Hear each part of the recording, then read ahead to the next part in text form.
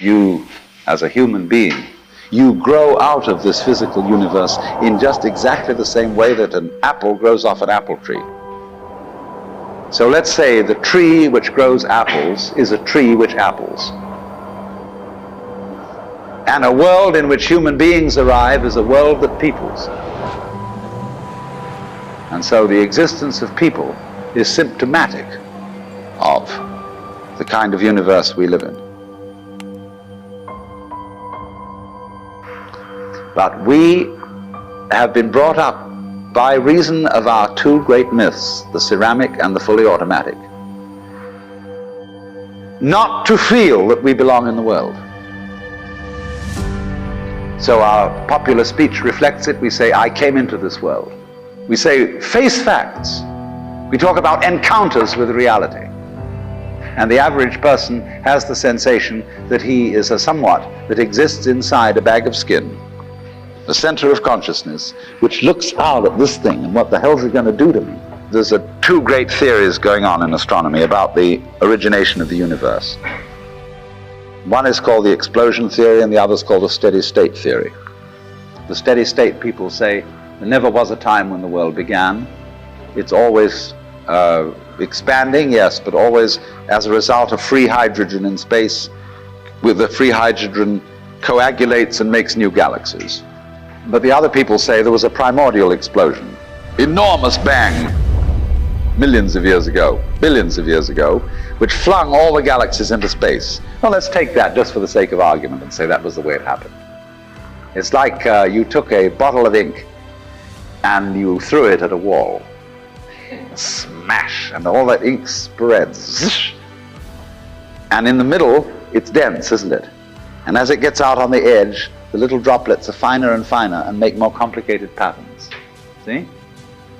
So in the same way, there was a big bang in the beginning of things, and it spread.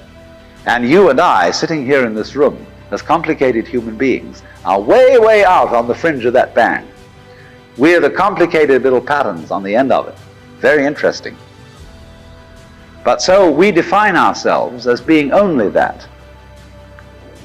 We cut ourselves off and don't feel that we're still the Big Bang.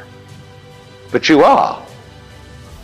If this is the way things started, if there was a Big Bang in the beginning, you're not something that is a result of the Big Bang.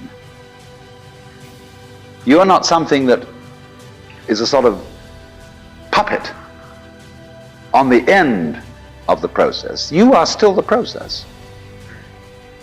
You are the Big Bang, the original force of the universe coming on as whoever you are. Not just what you define yourself as. I see every one of you as the primordial energy of the universe coming on at me in this particular way. But we've learned to define ourselves as separate from it.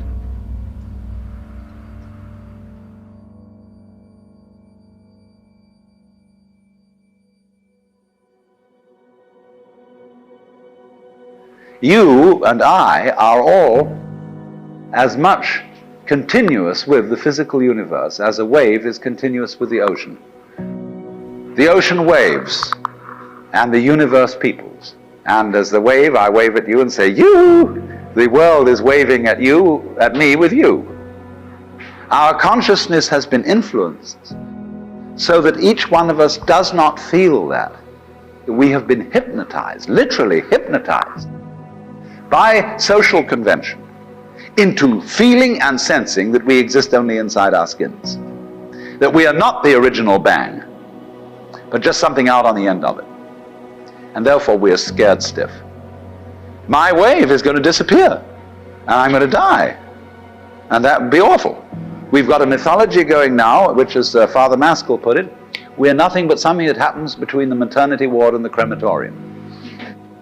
And that is our basic, plausible common sense. You are a fluke. You are a separate event. Now, why does anybody think that way?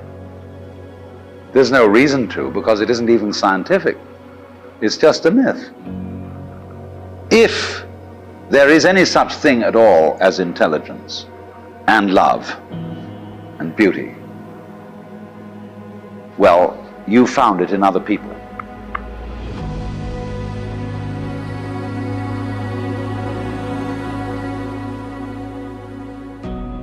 In other words, it exists in us as human beings. And as I said, if it is there in us, it is symptomatic of the scheme of things. We are as symptomatic of the scheme of things as the apples are symptomatic of the apple tree or the rose of the rose bush.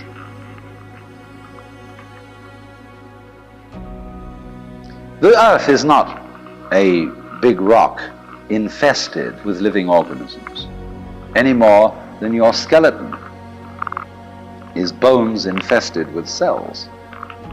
The earth is geological, yes, but this geological entity grows people.